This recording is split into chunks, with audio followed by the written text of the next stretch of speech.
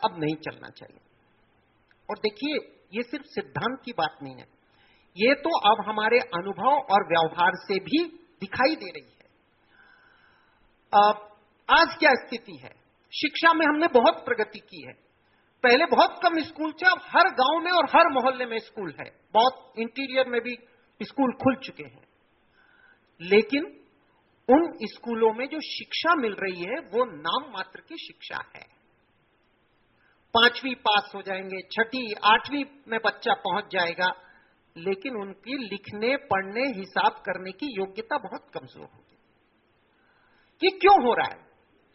इसलिए हो रहा है कि इस देश में जितने पैसे वाले लोग हैं उन्होंने अपनी व्यवस्था अलग बना ली है, और उनको अब इस बात की परवाह नहीं है कि सरकारी स्कूलों में पढ़ाई हो रही है या नहीं हो रही है, कितने शिक्षक हैं, क्या व्यवस्था है, शिक्षक आता है नहीं आता है, ये सारी चीजें जो उनको इससे कोई मतलब नहीं।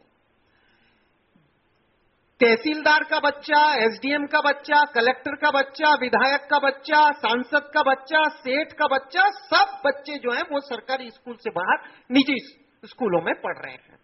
तो ये जो बंटवारा हुआ है, इसने भारत की शिक्षा व्यवस्था को चौपट करके रख दिया है।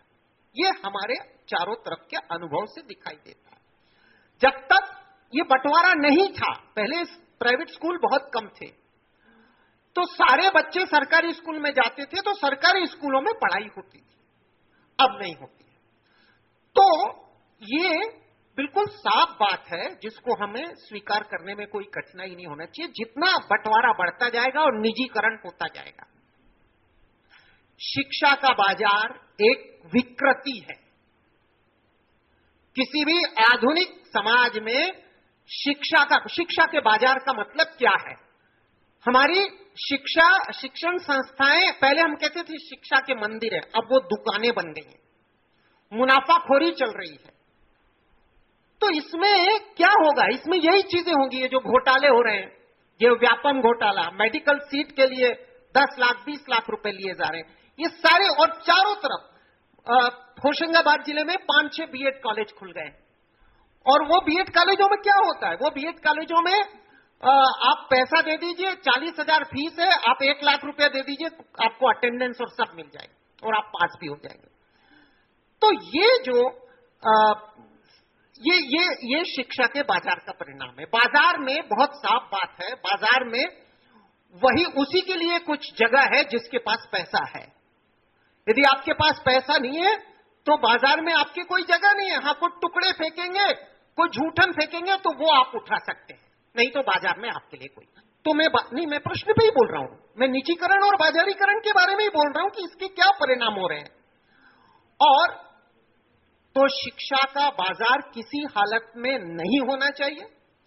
यदि हम ये चाहते हैं कि इस देश के सारे बच्चे अच्छी तरह भली भांति शिक्षित हो, तो शिक्षा का बाजार बिल्कुल इसकी इजाजत नहीं देना चाहिए, और सरकार को जिम्मेदारी लेना चाहिए कि ये देखें कि इस देश के सारे बच्चों को शिक्षा मिले, अच्छी शिक्षा मिले, सुविधा संपन्न शिक्षा मिले, गुणवत्तापूर्ण शिक्षा मिले, ये देखने का काम हमारा है। और इसी में ये जो बाजारीकरण क्यों बढ़ रहा है, अभी किसी ने कहा कि हम क्यों निजीकरण की ओर गए, ये हमें समझना पड़ेगा।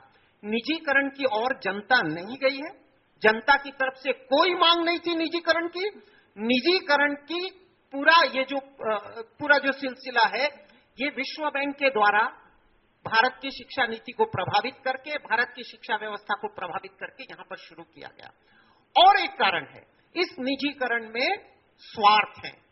जितने नेता हैं वो सब शिक्षा के धंधे में कूद पड़े हैं। स्कूल है, हर जगह स्कूल है, कॉलेज है, इंजीनियरिंग कॉलेज है, बीएड कॉलेज है, सब नेताओं ने खोल लिए हैं, और इनका एक निहित स्वार्थ आज शिक्षा के निजीकरण में बन गया है।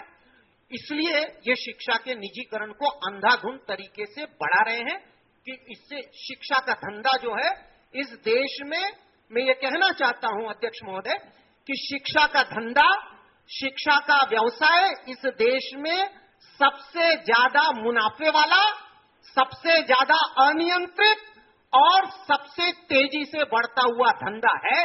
बड़े बड़े पूंजीपतियों से लेके छुटभइये नेता तक सब इसमें कूद पड़े हैं और इसमें अनाप शनाप लूट है, अनाप शनाप शोषण है और देश का नुकसान है। तो समाजवादी जन परिषद का ये बहुत स्पष्ट मानना है कि ये निजीकरण का मतलब भेदभाव बहुत स्पष्ट है। डिस्क्रिमिनेशन, जिसके पास पैसा है उसका बच्चा ऊंचे स्कूल में जाएगा, और पैसा है और ऊंचे स्कूल में जाएगा, ज्यादा पैसा विदेश में चला जाएगा, और जिसके पास पैसा नहीं है उसका बच्चा सरकारी स्कूल में जाएगा। मजदूर का बच्चा, गरीब का बच्चा जो सबसे ज्यादा उपेक्षित रहेगी। तो शिक्षा में भेदभाव, स्वास्थ्य में भेदभाव, ये यानी अब बच्चे तो कहते हैं ना भगवान की देन है, उन बच्चों में आप भेदभाव कर रहे हैं, फिर आप क्या समान अवसर की बात करते हैं? समान अवसर की बात एक ढकोसला हो जाती है जब आप शिक्षा में ही भेदभाव शुरू कर देते हैं। तो शिक्षा का निजीकरण और बाजारीकरण नहीं होना चाहिए। मैं इस बात